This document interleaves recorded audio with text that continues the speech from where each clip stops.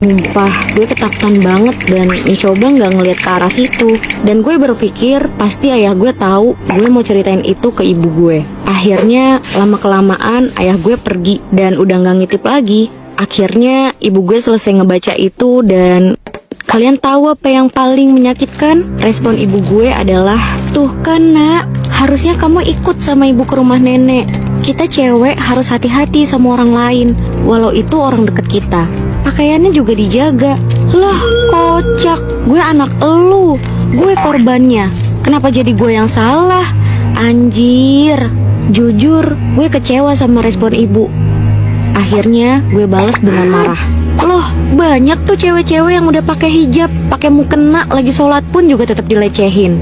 Ibu gue balas dengan ekspresi datar tapi mukanya bete. Emang kamu lihat di mana? Gue jawab lagi, banyak tuh di berita. Akhirnya gue dan ibu gue adu mulut beberapa saat. Tapi seingat gue, setelah itu gue ada bilang, kenapa ibu gak ceraiin ayah aja? Yap, gue minta mereka bercerai. Di saat anak-anak lain gak mau orang tuanya cerai dan jadi anak broken home, gue malah sangat menginginkan itu. Dan ibu gue malah bilang, kasihan kami kalau gak punya ayah nanti. What? Padahal gue bakal lebih bahagia kalau gak punya ayah yang kayak gitu. Ya Tuhan, cobaan macam apa ini? Memang siapa yang mau punya ayah kayak gitu? Dan menurut gue, ibu gue itu sebenarnya mikirin dirinya sendiri, yang masih sayang juga sama ayah gue, bukan kami anak-anaknya. Dasar egois. Akhirnya, hari-hari berlalu. Gak ada yang berubah setelah kejadian itu. Gue tetap tinggal satu rumah dengan semua keluarga gue, termasuk ayah gue. Rasanya sakit, takut, sedih. Ya, tapi mau gimana lagi? Gue harus gimana lagi? Ya, mungkin emang ini takdir gue. Gue coba ikhlasin dan lupain dengan lapang dada. Walau gue tahu pasti kejadian yang satu ini gak akan pernah dilupain sama diri gue sendiri, sampai kapanpun. Oh iya, gue mau sedikit cerita juga soal betapa capeknya gue hidup bersama orang tua yang toksik. Ortu gue tuh emang buruk banget, tapi jelas lebih parah ayah gue. Bahkan gue rasa ibu gue kayak gitu karena terpengaruh sama ayah gue. Padahal ibu gue ini sebenarnya baik juga. Dia yang cari uang dan ngerjain pekerjaan rumah tangga.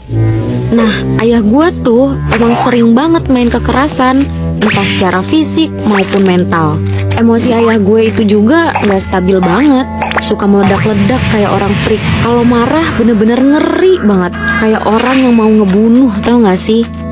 Contohnya, gue pernah diseret dan diusir dari rumah sama orang tua gue. Bahkan dalam keadaan baju gue yang robek-robek, gue cuman bisa pergi ke belakang rumah yang cukup jauh dari rumah gue.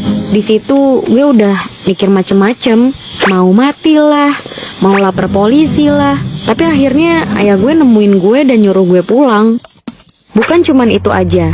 Saat itu gue lagi lewat di samping ayah gue mau masuk kamar gue. Nah, gue gak sengaja kesenggol tas kain dan akhirnya jatuh. Ayah gue yang ngeliat itu emosi banget, sampai ngelempar-lempar barang ke arah gue. Gue rasa ayah gue emang orang gila. Lalu gue langsung lari masuk kamar, dan ayah gue nyamperin juga ke kamar, woi. Dia ambil barang-barang lemparin itu semua ke gue. Dia juga mukul gue pakai ikat pinggang, bahkan nyekek leher gue sampai gue terbaring. Dan ayah gue mengungkapkan kata-kata kasar buat gue.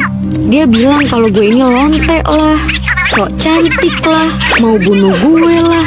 Rasanya sakit banget, sedih, tapi gue gak bisa apa-apa dan cuman bisa nangis dan menerima rasa sakit ini.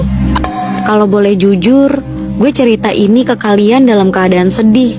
Ya, kalau diceritain semua kejadian di hidup gue sih bakal kepanjangan ya. Terlalu banyak cerita sedihnya. Jadi sampai situ aja deh cerita gue.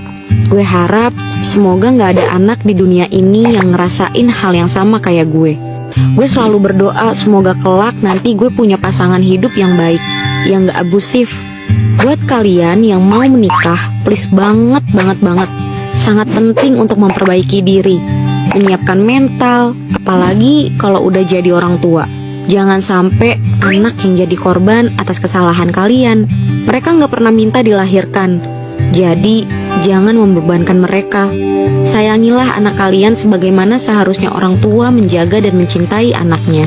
Karena dari rasa kasih sayang akan melahirkan kasih sayang dan akan membuat semuanya jauh lebih baik. Buat kalian yang sekarang sedang dilanda masalah, tetap semangat ya. Gue juga selalu mikir mau mengakhiri hidup terus kok. Tapi gue rasa mati bukanlah jalan keluar. Ikuti saja arusnya. Tuhan pasti punya takdir terbaik untuk kita suatu saat nanti. Kita yang dikuatkan dan didewasakan oleh keadaan akan menjadi pribadi yang lebih baik.